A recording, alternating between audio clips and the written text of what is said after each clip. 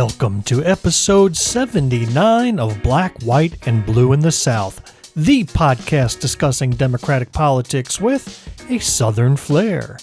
Jamil and I are on a little winter hiatus, but to help you kick off the new year, we've put together this little, or better yet, clips special, giving you a mix of the serious and silly to help pass the time as you take down your holiday decorations, kick Christmas to the curb, and face the prospects of going back to work.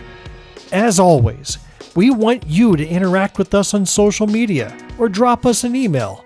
Just check out those show notes and visit our Linktree page where you can find links to us on your favorite social media platform. And now, let's travel back in time to the beginning of the year 2025. From episode 50 on January 15th, 2025. Do I earn a Grammy for that?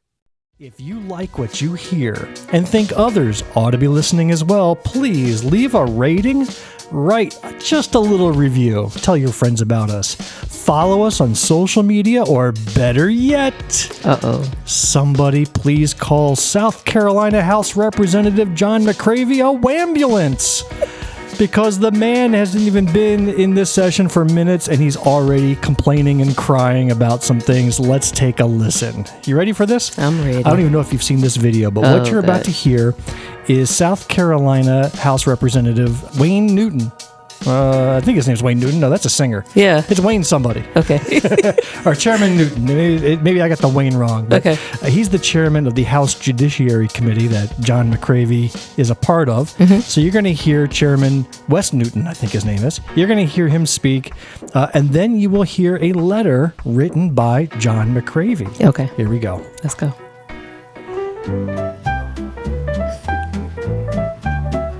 Ladies and gentlemen, at this point in time, I would like to nominate my friend John McCravey for our second vice chair. John is a senior member of the Judiciary Committee, been here for a considerable period of time, a good committee member. I appreciate his service. And with that, I would also again move that the nomination be closed and that he be elected by acclamation. Seeing no objection, all those in favor say aye. Aye. Motion carries. 3 hours later. Dear Chairman Newton, I am writing to formally announce my resignation from the Judiciary Committee. I am less than enthusiastic about other bills recently emanating from this committee, propounded by special interests and their lobbyists, designed to erode the family. I've come to recognize that my perspective on key issues and values differs significantly from your approach as chairman. The differences have made it increasingly challenging for me to contribute effectively to the committee's mission. While I will sorely miss serving on the Judiciary Committee, I will never trade or compromise my conservative principles and deeply held values for any earthly position. Sincerely, Representative John McCravey.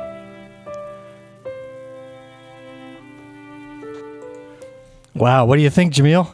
Two things, and you highlighted the right parts of that letter. First thing is, he says that he has come to know that they disagree. He doesn't support the way the chairman runs. And the chairman starts out by saying, my dear friend. So clearly they didn't have a conversation about this nomination. So maybe somebody's a friend and somebody isn't, because he's been a friend to him before in order for him to refer to him as that. And the second thing is that last statement where he is talking about he can't sacrifice his principles. Good job. Good job for him for saying, I'm going to stand for something, I'm going to stand for something right. But I'm curious to know, why do you back away from opposition? If you felt so strongly in what you're saying, why not stay on that Judiciary Committee to bring to it what you feel it needs? Because clearly you think it's missing something, instead of throwing up your hands and running away from it. That's exactly the point. These legislators at the state level are assigned to a committee. They don't get to pick and choose. This Correct. isn't something they sign on the dotted line and then go serve and then bow out when they're not interested. You're appointed. That's part of the duty of being a House legislator. And he essentially abandoned his post because he didn't think the Republican chair of this committee was being Republican enough.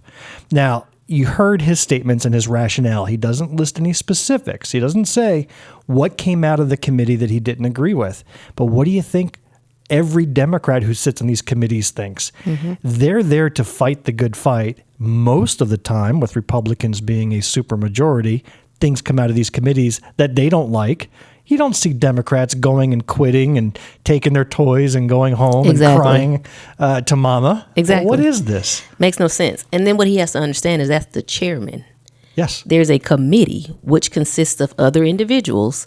So what is to say that the whole committee is corrupt and doesn't align with his beliefs? So why did he really leave? Well, he says that he's got principles that he will not abandon for any earthly position. Not just any kind of principles, Bill. Say the word.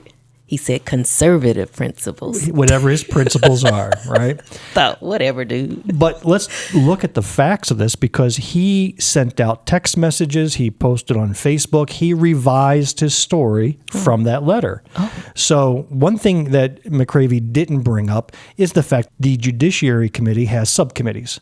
And John McCravy was the chair of one of the subcommittees. And this year, Chairman, formerly known as Wayne Newton, he kind of cleaned the slate and appointed all new chairpersons. Okay. So John McCravy lost his spot. Okay. So was John McCravy mad that he lost his subcommittee chair? And who knows? Yeah. The other thing is that he sent out in a text message was that somewhere along the way, a Democrat was appointed as a subcommittee chair. Oh my gosh. So the rationale among the House leadership was, hey, we want Democrats involved. You know, there's 1,000 positions. We'll throw Democrats like one of them, right? But we're going to at least put them in one for appearance sake. And John says there should be no Democrats in any leadership role whatsoever. So he quit the Judiciary Committee. Wow. Does he get reassigned somewhere else? We don't know. He's on other committees, as part of the assignments. All these people serve on more than one committee. But the fact that you leave intentionally one of the most powerful and busy committees out there, that says a lot. Yeah. And that, to me, it says he's gone off the deep end. Wow. Well, I'll tell you what, let us know what you think by dropping us a note at blackwhiteblueinthesouth@gmail.com. From episode 51 on January 29th, 2025. They created this Clustermuck with guest Michael Layer.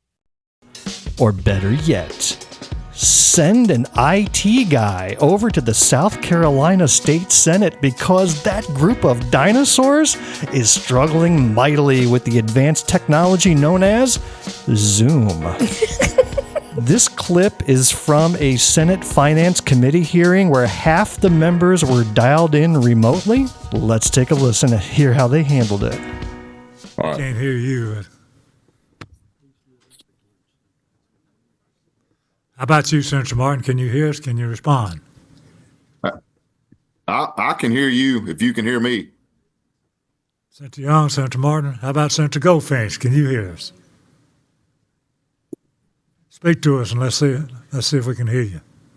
Senator Hutto, I can hear you. Senator Goldfinch. Yes, sir, I got you. That's what it is. We can't hear the audio. Your tax dollars at work, ladies and gentlemen. I don't approve of those cameras being off. Senator Martin, can you hear us? Can you respond? Yes, sir, I can hear you. Senator Aiken. Senator Young, can you hear us? You got I me can now? hear you, but I don't think you can hear me. Oh, my God. This goes on for 3 hours. Tom, can you hear me? I can hear all y'all. Technology, yeah. I can hear you, Stephen. Shane, I can hear you. Tom, I can hear you. Brad, I can hear you. Stand at ease just a minute. Oh.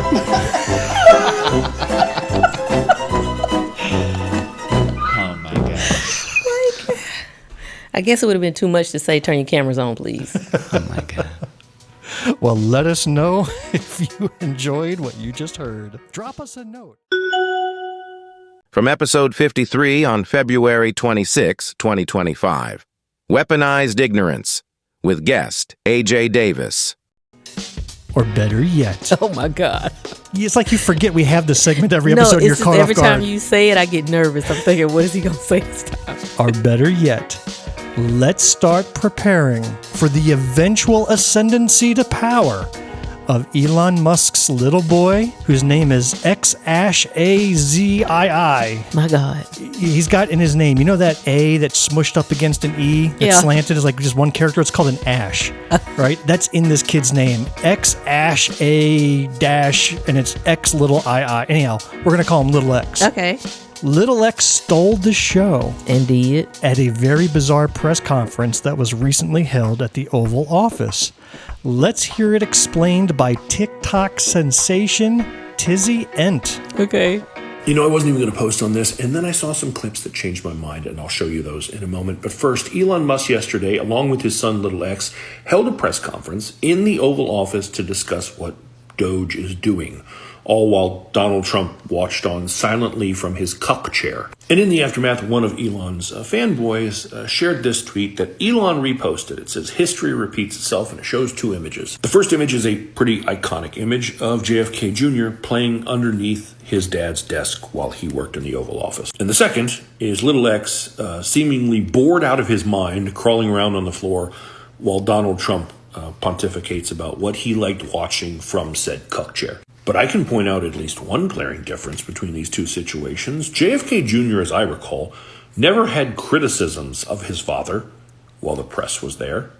Little X, on the other hand, has a lot to say, and there was a hot mic that caught some of it. So first is this little gem. To restore democracy. This may seem like, well... You heard that too, right? You're not the president, you need to go away. I'll play the clip a second time. Just, you watch and tell me if that's what he said. To restore democracy. This may seem like... That's what he said, but I'll go one better. Because he also said this. The prices from one year to the next are the same. And their mortgage...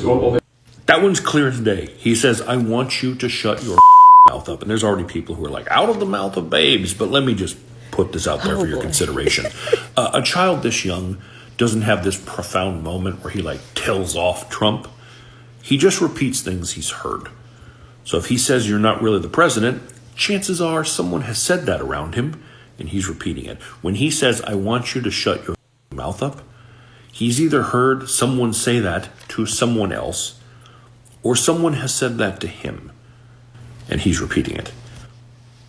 Either scenario is pretty disturbing. But perhaps the question we should be asking is the same one that Shea Jordan Smith asked on Twitter, which is, why the f*** is Elon Musk doing press briefings in the White House from the Oval Office? He is not an elected official. Why is he holding court in the Oval Office? Nothing about this is normal or good. The last sentence sums it up.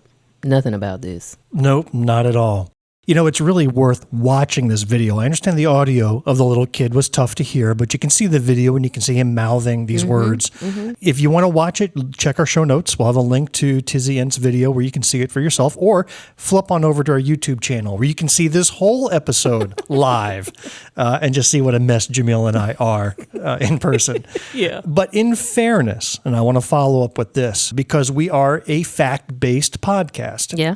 There is a rather convincing argument being made out there that the boy was actually talking to a photographer who was to Trump's left that was out of the camera shot. And somebody who was in that press room reported that an AP photographer had circled around to the other side of Donald Trump where that boy was and was taking pictures. And the boy was talking to the photographer saying, "You're not the president, get out of here and shut your mouth," whatever it was he said. But that doesn't even make sense because there's a whole room of photographers there. There is, but this one had come close to the desk to get a special angle while the rest of the photographers were on the other side of the room.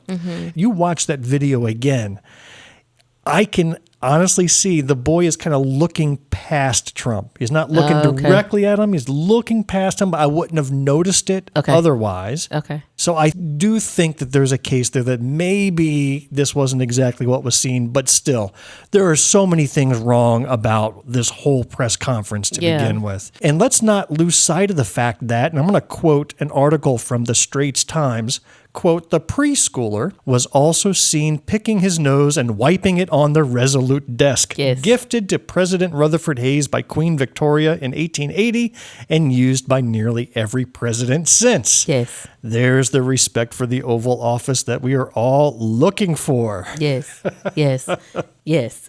I saw that part. Let us know what you think by dropping us a note at blackwhiteblueinthesouth@gmail.com. From episode 55 on March 12th, 2025. Stewed Moose with Carolyn and Phillip Dennis. Or better yet, somebody get South Carolina Senator Tom Fernandez a handler. While most people have a little devil and a little angel on their shoulders, Senator Fernandez has a little devil on one shoulder and that devil's drunken uncle on his other shoulder. Because he has zero filter between what goes on in his brain and what comes out of his mouth. Let's listen to this clip just from this past week that brought the entire South Carolina State Senate to a halt. What? And even got national attention. All right. So what you're about to hear is a Senate debate about tort reform, a topic we've talked about quite often here. Yeah. And they were discussing in their proposal how to assign blame during injury or damages in a lawsuit. That was the topic. Okay. But then Tom Fernandez decides to speak, so let's give this a listen. Oh, my goodness. Senator from Berkeley, Senator Fernandez, what purpose do you rise, sir? Wondering if the senator would yield for some questions. Senator, yield for questions. Senator, yield for questions. Thank you. I'm going to say the quiet part out loud. Did you know, Senator, that over the last few weeks, I have been approached by people who both support and who are against 184 and 244? Senator, that doesn't surprise me. I think every senator in this. Remember what we talked about last episode. You always have to make a statement in the form of a question. It's like Senate Jeopardy. Yes. So he's actually making a statement, but he has to put a "Are you aware?" in front of it. Yes, so we are now aware that he has been approached. We are. Let's listen further. Chamber has had that experience over the past few weeks and will continue to do so until this leaves our body. And did you know, here's the quiet part out loud, did you know that the trial lawyer lobby has offered me campaign fundraisers in the amount of $50,000 to $100,000 per campaign if I voted against this? Did you know that? I was not aware of that, Senator. And did you know that? Senate will suspend.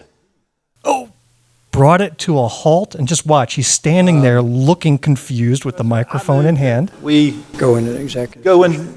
All the leaders are now congregating back up at the chamber desk. Let's caution the body. Stand at ease momentarily. They were so flummoxed, they didn't even have words for what they just heard. Basically, and now they're all sitting there chatting amongst themselves. The president, the majority leader, some other leadership of the Senate are now conferring because basically Tom Fernandez just admitted what? Yes. He admitted that he was bribed for a vote. Yes. It says it right up. And now they're so confused, they don't know what to do. I'm not speechless often, but you got me with this one. Oh, yeah. And we've heard some boners he's thrown out there in the past. This one takes the cake. He's becoming my favorite senator up there. Yeah, so now they're standing at ease. We're still watching the video, by the way. All right, they're coming back. Senate will please come to order. So what happens now? Oh, my gosh. What do you think should happen? Somebody need to tap Senate him. will please come He to doesn't order. need to speak. So now the camera is back on Fernandez, and he's talking. Senator from York, Senator Johnson continues to have the floor. Senator from Horry, Senator Rankin, what purpose do you rise, sir? See if the senator will yield for a couple of compliments and then perhaps a So couple what they of did is they questions. just went right to somebody else. So they're going to pretend like that never happened and just carry on with business. But I think that's kind of typical. That's typical. I would expect them to act like, oops, that really didn't happen in real life. My goodness. But he is scary. Yes. Like any sane person would know not to say that Like, stuff. don't say that. And in fact, if he indeed was approached with the offer of a bribe to vote one way or the other, you report it, right? That's what you're supposed to do. Why do you wait until you are front and center with everybody watching to ask the question? Did you know, Senator, that I am a crook? Yes, I am. Well, let us know what you think by dropping us a note at blackwhiteblueinthesouth@gmail.com. From episode 56 on March 26, 2025. Did you know? The big bad budget boondoggle. Or better yet, send some thoughts and prayers to Minnesota State Republican lawmaker Justin Eichhorn, who authored a bill to make Trump derangement syndrome an officially listed mental illness. Did you hear about that law? I did not. This is in Minnesota. This is what the Republicans are doing. This is how they defined it. According to the Palm Beach Post, Bill SF 2589 in Minnesota describes the so-called Trump derangement syndrome as the acute onset of paranoia in otherwise normal persons that is in reaction to the policies and presidencies of President Donald J. Trump. Symptoms may include Trump-induced general hysteria, which produces an inability to distinguish between legitimate policy differences and signs of psychic pathology in President Donald J. Trump's behavior. They actually wrote this up and submitted it to be passed. So this bill made me curious to learn more about State Senator Justin Eichhorn. Okay. So here's a little clip from one of his ad campaigns, and then I want you to keep listening for what comes after his ad. You ready? Yeah. Here's Justin Eichhorn's ad campaign. Okay. Every Sunday night during session, look at you roll your eyes, kids, and make the 3-hour trek to St. Paul to fight for our way of life, because day after day, it is under attack from Metro liberals. A Minnesota state senator just arrested, accused of soliciting a minor for prostitution. 40-year-old Senator Justin Eichhorn is a Republican representing Grand Rapids. Bloomington police say that detectives posed as a 16-year-old girl and arranged to meet with him in Bloomington. Run that back. Arrested after Let me arriving in the get area the of part where they was on the dock. Go back. You want to watch that Yeah, again? I want. All right, so now that you know the spoiler ending, you want to watch this again. All right. Yeah, I want you to take me right to the part where he was We're on the going to docks. be here recording for 3 hours anyway, Okay. so we can watch all these videos as many times as you want. I ain't going nowhere. Here we go. Every Sunday night during session, Sunday night. I say goodbye to my wife and kids. Wife and make kids. the 3-hour trek to St. Paul to fight for our way of life. Our way of life. Day after day, it is under attack from Metro liberals. Apparently, the Metro liberals won't let him sleep with a 16-year-old girl. Darn Metro liberals.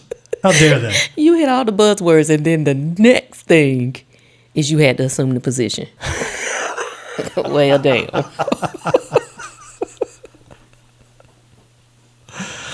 Boy,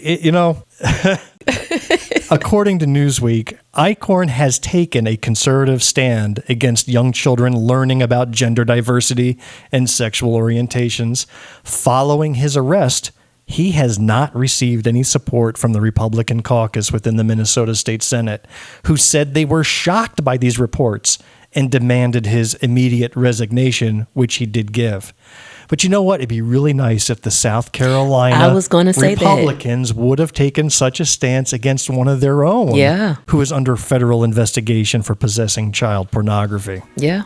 Well, let us know what you think by dropping us a note at blackwhiteblueinthesouth@gmail.com. From episode 58 on April 11th, 2025. Never correct an enemy making mistakes, with Representative Heather Bauer. Or better yet, oh my goodness, somebody from Newberry, please come and get your House Representative Joe White from the State House here in Columbia. Jamil, you remember Joe White from our last episode? Yes. When he got up and sang that TV commercial from 70 years ago? Yes. For those that missed it, here it is. Oh my God. Brush ya, get the new iPana, brush ya, iPana for your teeth. All right, so we need to come get this guy. Well, he recently stood up in front of 100+ House members and made the following announcement. Representative Joe White's recognized for the next question. Thank you, Mr. Speaker. Representative Jones, I admit many times when I stand up, I get confused as I hear the debates. That's all you need to know. That's an internal thought. We got to keep working with people. Internal. Poor guy. He's not just confused on that particular debate. He's confused on many debates.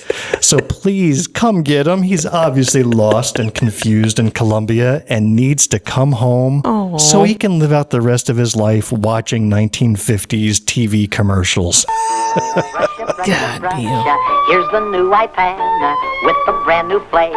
It's dandy for your teeth. Let us know what you think by dropping us a note at blackwhiteblueinthesouth@gmail.com. From episode 60 on May 7th, 2025, I have Uranium Already with Kyle Freeman and Sylvia Wright. Or better yet, stock our public schools with Narcan. You know what Narcan is? Yes. Narcan is? It is supposed to help, I don't want to say revive you, but revive you if you OD. It's a nasal spray specifically for opioids, including heroin, fentanyl, oxycodone, hydrocodone. They put this Narcan in places where people could be overdosed, and it can save them instantly. It could save a life. Yes. We need to stock our schools with Narcan. Why do you say? Well, why am I suggesting? Because the Director of Health and Human Services for our nation, Robert F. Kennedy, said the following. You ready for this? Yeah. When I was at the bottom of my class, I started doing heroin. I went to the top of my class. Suddenly I could sit still and I could read. So we know RFK Jr. is not going to listen to anybody but himself. So since heroin helped him get to the top of his class, I could expect heroin to be at all of our public schools within the next year or two. Did he say? Mark my words. Suddenly I could read? Yes. Yeah, he wasn't able to read before heroin. Oh my gosh. So the pro-heroin front, and you can believe all the MAGA supporters are going to be right there alongside of them. Yay, heroin. So get the Narcan out to our schools right away. God. Let us know what you think. Good God, what could you possibly think about that? Let us know what you think by dropping us a note at blackwhiteblueinthesouth@gmail.com. From episode 61 on May 21st, 2025, Grover on a Cross with Cynthia Halpin Brown. Or better yet, please provide some dating advice for single adults who are trying to navigate this world in today's very divisive political climate. You see, you can't just hop into a first date with somebody without knowing a little bit about them and their core beliefs, right? Yeah, add that question. So thankfully, a TikToker named Ms. Curly McCatlady, that is her name, she provided this useful guide of questions to ask while on that first date to tease out the political beliefs of your potential partner for life. Let's see. Let's hear what Ms. Curly McCatlady has to say. Thanks for coming to get me. I was wondering, I need to pick up a couple things. I was wondering where you think I should pick them up from. Target or Costco? So I'm going to pause right here just to explain what we're hearing and seeing. So it shows this woman entering into the passenger seat of a car, and as she's getting in, she asks the question, but at the end of the question, are we shopping at Target or Costco? She looks right into the camera. You got to give him the look. Right at the driver. What's that answer going to be? So let's hear what other scenarios. Okay. Whoa, that food from that restaurant was really good. Expensive, though. Probably because of the tariffs. Okay, I'm ready. You mind if I put on a little music? Okay, great.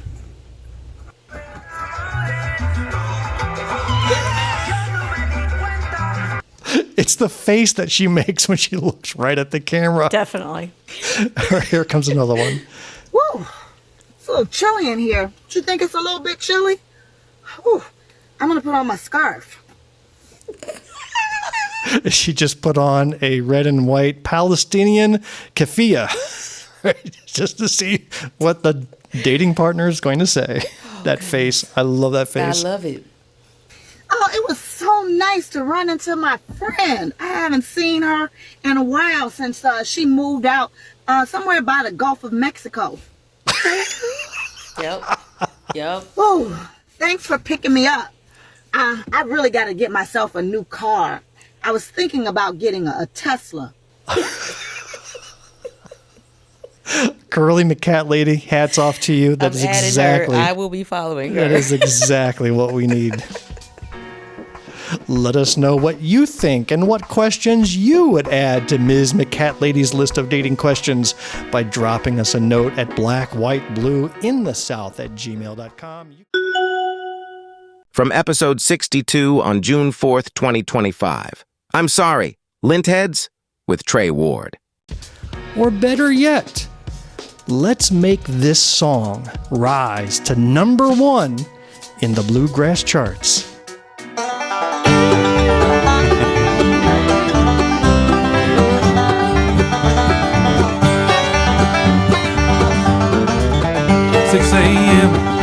Mill whistle blows. Another day to the mill out. So you might be wondering, why am I playing this song? Well, I'll tell you what, this is in honor of our guest today. I thought so. Yes, and we're going to come back to this in a few minutes, but whatever this song is, we're going to talk about it in depth, and we need to make it rise in the charts. Wow. Just to let you know, Trey, I spent $1 to get that song legally. Oh, sorry. I didn't go online. I didn't download it from a pirated site. Thank you. And so that $1 is going to go right to your banks Thank after you so it's much. split with Bandcamp and split with your band members. Thank you. So now Christmas is going to be rich for your family. Wait, how many band members are there? Well, there's not a band anymore. Oh, so you get to keep it all. Keep it all. And some years ago. Wonderful. Well, we'll share with you why we want this song to be number 1 in a little while. Okay. But in the meantime, let us know what you think about bluegrass music by dropping us a note at blackwhiteblueinthesouth@gmail.com. From episode 63 on June 18th, 2025. Bring me my angry wig. Or better yet, send South Carolina Republican House Representative and founder of the South Carolina House Freedom Caucus, R.J. May, a gift basket of shower soap with those little handles on them that can tie around the wrist, to prevent it from being dropped while you're in the shower. Because where he's going, that'll come in handy. I bet you didn't see that coming. I did not. Here with some breaking news is WCNC. 5:06 right now. We're working to find out why police arrested a South Carolina state representative. Officers arrested R.J. May yesterday in Lexington County, but they didn't release what charges he's facing. There's also no record of any indictments or warrants. May has represented House District 88 in Lexington County since 2021. He was just reelected last year. All right, well, I have a problem with them. They claim like they have no idea who R.J. May is, why he might have been arrested. That is exactly why I jumped and looked at the screen like, girl, stop lying. Exactly. Everybody knew this back, 2024, when all of this started hitting the fan, because that's when they came in. A year ago, over a year ago. And everybody on that team has looked straight like nothing was wrong. Okay, so then I tuned into News 19 WLTX. Okay. Surely they did some research on R.J. May. We are starting this Wednesday with breaking news updates. That's because we learned moments ago that South Carolina State Representative R.J. May has been arrested and booked over at the Lexington County Jail. At this time, though, we do not know why he was brought there or what charges he might be facing. May has represented House District 88 in Lexington County since 2021. He was just reelected back in November of last year after facing no opposition in the primary or general election. He's also, though, a founding member of the South Carolina Freedom Caucus and at one time served as its vice chair. News 19 also reaching out to both the U.S. Attorney's Office and the South Carolina Law Enforcement Division. And right now, neither of one sharing a comment. There is also no record of any indictments or warrants at this particular time. Of course, we'll continue following this developing story and share the very latest updates both on air and online at WLTX.com. Why do we keep doing that? I don't know what gives, Jamil. I mean, you and I reported on this. Why was he being investigated by federal agencies last year? Why? Yes, because it was child pornography. Yes. They came in to his home, took all of his electronic devices. Exactly. This stuff was public knowledge. So how is it that the news outlets don't know? That's just terrible. That is terrible reporting. Baffling to me. We've been talking about R.J. May for months since this first broke.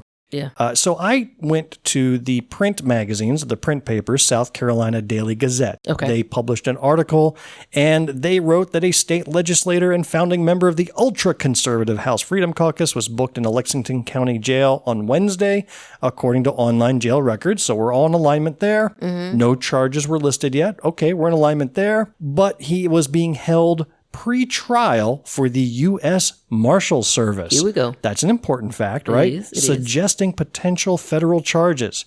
And then they write, federal investigators seized electronic devices from May last August, right? So almost a year ago. Okay. And a federal court filing in October provided the first public confirmation that May's electronics were seized, although it didn't specify where. But here's the list of items that were taken. So get this. I'm an electronics guy. Okay. I don't have anywhere near this amount of crap in my house. And I think we live in talked IT. about this. Go.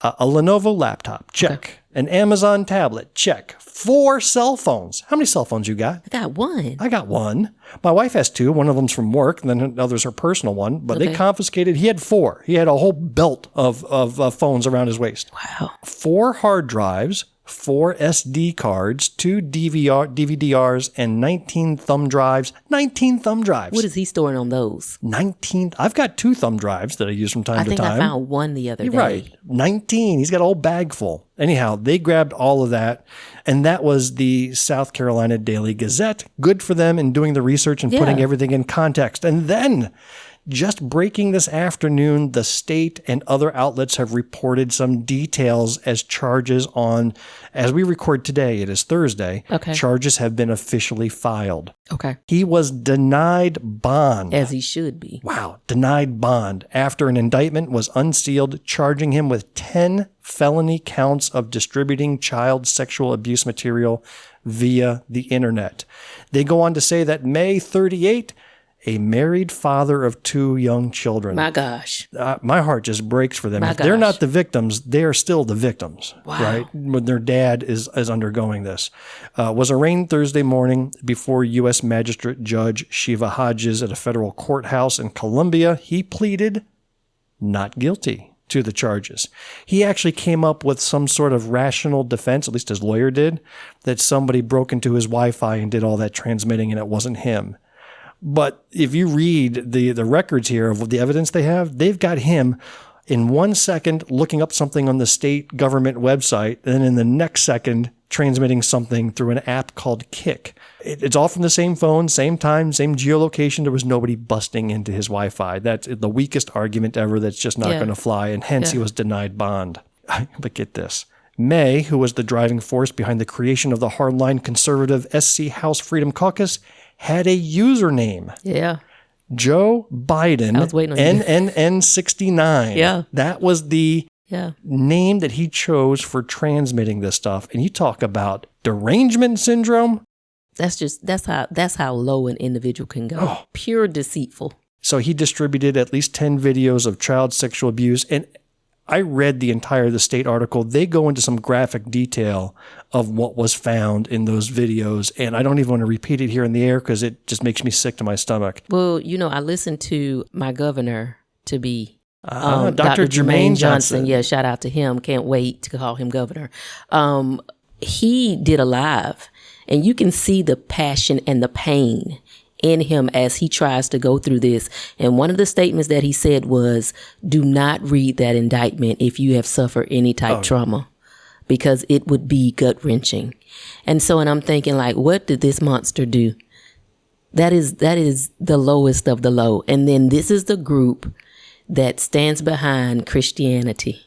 And this is what frustrates so many people. You have an individual like this that is promoting Christianity as the only way, the right way, and you have to have the wife and the 2 children, and the wife and the children, and or the wife and the husband. There's a certain way you must be, and it must align with their way of thought. And this he is was what you on have. The front line of banning books in the schools. He was on the front line of banning gay marriage and being transphobic. He was on the front line of all of that. And this is why whenever I hear somebody talk that way, I'm just wondering what's in their closet. That's it. Remember that senator from Minnesota, Justin Eichhorn? I was watching our clip where he had that whole video about how he's fighting for family values and he was under attack by Metro liberals and he was there to defend the family conservative way. And then in the next clip, he was arrested for soliciting child prostitutes. Yes. Right? Yes. That's the pattern we see over and over. And you know what? I actually almost feel sorry for those that have their views and are actually living good lives because I can't trust it. Yeah. I can't trust any of that. Yeah. So the legal filing also accuses May of distributing 220 different videos about 470 times over a 5-day period. That is some furious sharing that this guy was doing. Did you work any during the day? Yeah. You couldn't have. In fact, I shared a video of RJ May in a committee meeting after all this had broken a couple months back. And he's there on his phone, just tapping away, swiping left, swiping right, while the committee hearing is happening. This guy had an addiction. And I know we like to dance on his grave, so to speak, because it brought down a vile member of the legislature. But behind everything he did were so many child victims, and I don't want to lose sight of that. For every one of those 479 incidents that he shared was a child whose life was ruined because there were people like him out there who revel in it. So I don't want to lose sight of that. Anyhow, I'm glad we've been tracking this for months. I hope this does bring an end to things, and we'll see where this trial goes. We'll keep you up to date as we hear more about RJ May. But what that does leave at the moment is an open seat in the middle of a session. So there will be a special election, which has yet to be called. He has not resigned from his office yet, but that's going to be forthcoming. Yeah. The governor will kick him out because I think there is a rule that says if you're under federal indictment, you lose your seat. I think they've already spoken. I think the House has already The only thing I've seen so far was that the House Freedom Caucus has kicked him out. Oh, I thought. But the House hasn't yet. Okay. Because I think they were waiting for the charges to be unveiled, which they were just a few hours before us recording. Okay. Anyhow. Let us know what you think by dropping us a note at blackwhiteblueinthesouth@gmail.com. From episode 64 on July 2nd, 2025, Prothonotary Warbler and Other Shocking Scandals with Francie Kleckley.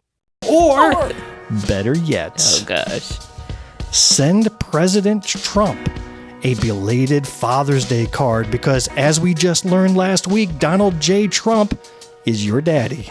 And from now on, we will refer to him as Daddy Trump. You know you want to. Do you know what I'm even talking about? We about to hit that curse word quota. Not in the first few minutes, surely. Do you even know what I'm referring to? Is No. this new? No. Okay, This is wow. new. Wow. Let's This see. is all over the media right now. So Really? last week, there was a huge NATO summit, and the NATO Secretary General referred to Trump as Daddy. You want to watch? Click play. All right, here we go. Oh my God. You have to see it to believe it. I don't believe. They're not going to be fighting each other. They've had it. They've had a big fight, like two kids in a schoolyard. They fight like hell. You can't stop them. Let them fight for about 2-3 minutes. Then it's easier to stop them. And then Daddy has to sometimes do strong language to You have get to use stuff. strong language. Every once in a while, you have to use a certain word. Did you hear him say that? Did you hear him say Daddy has to He said use strong that. language? He said that.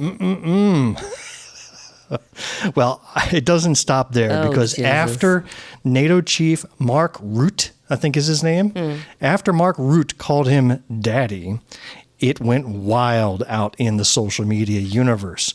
And I want to share with you a video from TikToker Branson Gates. Okay. Branson Gates is becoming quickly one of my favorite creators on that platform. And he is a rather flamboyant young man who lip syncs everything Trump says, and you would almost think Trump was flaming himself. Oh, it fits so perfectly into that persona. So in this clip, a reporter asks Trump about being called daddy, and then Trump has a lengthy response, and Branson does the lip sync, which is perfect. Now, for those of you who are listening, you're going to have to imagine a young, fine-looking gentleman rolling his eyes and waving his hands as he's doing the Trump lip sync. But flip over to YouTube and watch the video that you'll see in the show notes. You'll want to see this gentleman. He is a genius. Okay. Mark Rutte, the NATO chief, who is your friend, he called you daddy earlier. Do you regard your NATO allies as kind of children? No, he likes me. I think he likes me. If he doesn't, I'll let you know. I'll come back and I'll hit him hard, okay? No? Do you He did it very affectionate. Daddy, you're my daddy. So you go follow this young man because he's got video after video after video, and it actually makes you somewhat warm up to Trump. It really does. I like it. The way. But it doesn't stop there. From The Independent comes a story out of Michigan where state Senate was talking, they were doing a debate, and Republican State Senator Jonathan Lindsay made a suggestion that from that point forward, all of the language concerning Trump should refer to him as Daddy Trump. All right. But it's not that statement that I'm playing this for, although I will play that clip. It's the response to that, which was golden, because fellow Senator Jeremy Allen Ross, who happens to be the first openly LGBT member of the Michigan State Senate, had the perfect response to what that other guy had to say. So let's watch that. A lot of people in America have come to think of President Trump as a sort of father figure. And indeed, this morning, we even saw the leadership of NATO refer to him as daddy. So maybe in these resolutions going forward, we could have a little bit of recognition of like Daddy Trump is who we're going to oppose or something like that. Get creative with it. But in the meantime, please vote no on these resolutions. You don't want to know what daddy means in my community. Come with it. Come with it. Come with it. Thank you. Thank you. Thank you. So there we are. It's the only thing I could get from it. Let us know what you think about Daddy Trump by dropping us a note at blackwhiteblue@gmail.com.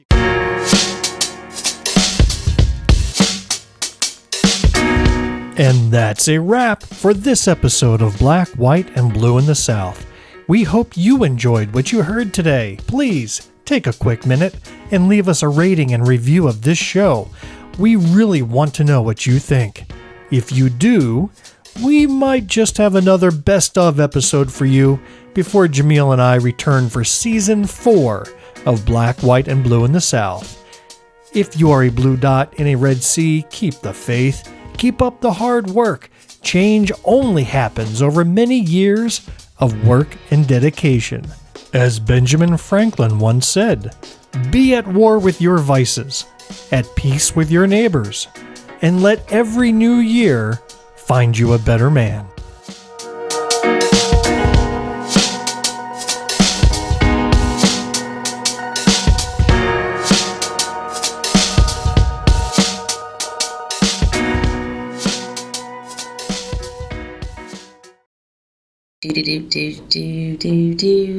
The end. The preceding podcast is solely owned by its host or hosts and is distributed by Big Media LLC. Copyright 2025, all rights reserved.